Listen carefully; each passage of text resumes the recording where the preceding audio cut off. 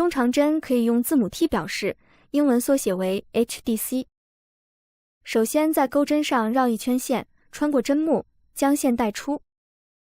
注意钩针的位置在下方，向上挑线钩出。这时钩针上剩余3个线圈，最后绕线，一次性引拔钩出。中长针钩出的织物会有些许厚度，更加立体有质感。中长针的棱针又称中长针的条针，英文缩写为 HDCBLO。与中长针的钩法相同，只是入针位置发生变化。前者是挑整个针目编织，中长针的棱针是在后半针上挑一根线，编织一个中长针。这种针法简单舒适好钩，适合钩织围巾、帽子等物品。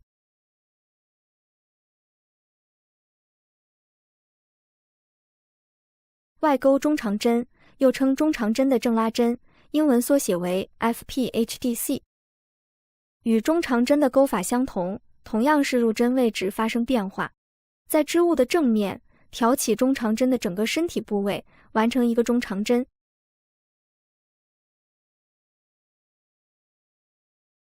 内钩中长针又称中长针的反拉针，英文缩写为 BPHDC。与正拉针刚好相反，一个在正面，一个在反面。在织物的背面，同样挑起中长针的整个身体，完成一个中长针。正拉针和反拉针可以结合使用，形成这种竖条的纹路，适合钩织包包、小花篮或者水杯套等物品，整体会更加结实耐用。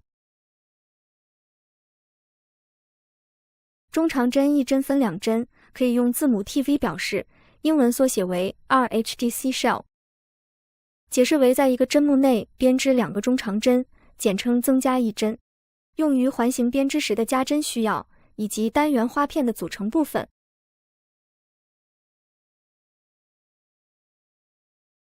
中长针一针分3针，可以用字母 TW 表示，英文缩写为 3HDC shell。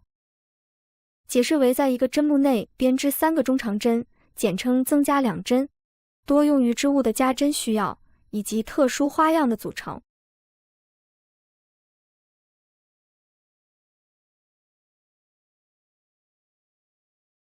中长针2针并一针，可以用字母 TA 表示，英文缩写为 HDCR-TOG。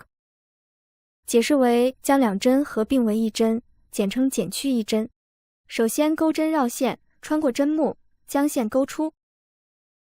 这样编织一个未完成的中长针。在下一个针目上重复操作，再编织一个未完成的中长针。最后钩针绕线，一次性引拔钩出。中长针3针并一针，可以用字母 TM 表示，英文缩写为 HDC3-TOG。解释为将3针合并为一针，简称减去2针。在第一个针目上编织一个未完成的中长针。在第二个针目上同样编织一个未完成的中长针。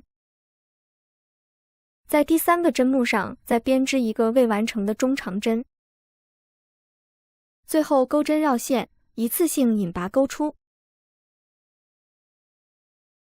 中长针3针的藻形针，英文缩写为 3HDC cluster。首先钩针绕线，穿过针目，将线钩出。这里的线圈比正常编织中长针时稍微拉长一点。接着重复操作，在同一个位置再编织2个未完成的中长针。这时钩针上一共有7根线，钩针向上用力挑住线圈，保持长度一致。最后钩针绕线，将线一次性钩出。完成之后，可以编织一个锁针，将针目锁住。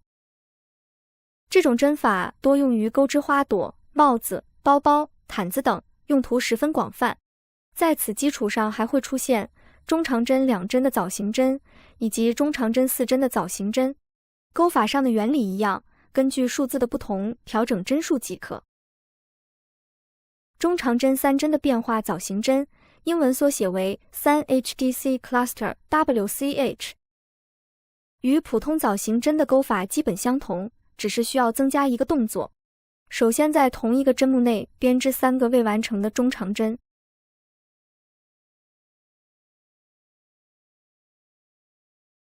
这时钩针上剩余7根线，接着钩针绕线，一次性穿过前面的6个线圈。最后钩针上剩2根线，钩针再次绕线，一次性引拔钩出。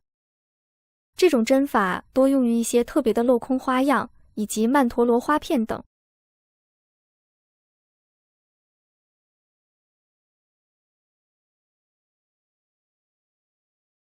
中长针3针的枣形针2针并1针，英文缩写为 3HDC Cluster 2 Tog， 可以解释为将2个枣形针合并为一个枣形针。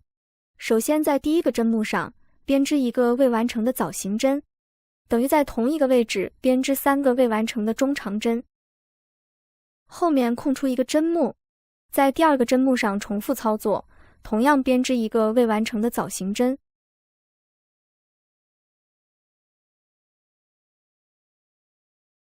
最后钩针绕线，将线一次性钩出，然后编织2个锁针作为前后针的连接。这种针法可以用作枣形针的减针，也可以单独作为一款花样，钩织发带或者披肩等物品。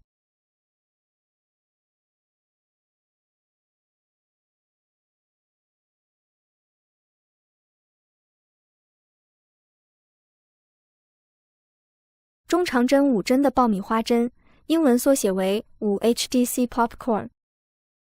首先在同一个针目内编织5个正常的中长针。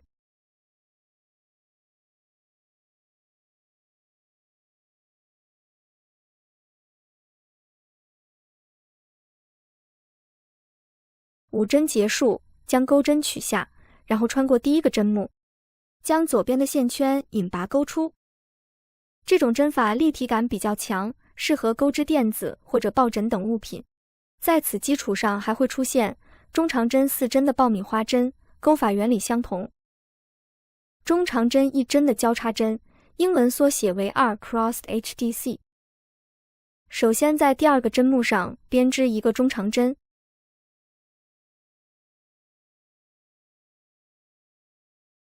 接着返回前一个针目，同样编织一个中长针。这样2针交叉形成一个特别的花样，后面重复编织。在第二个针目上编织一个中长针，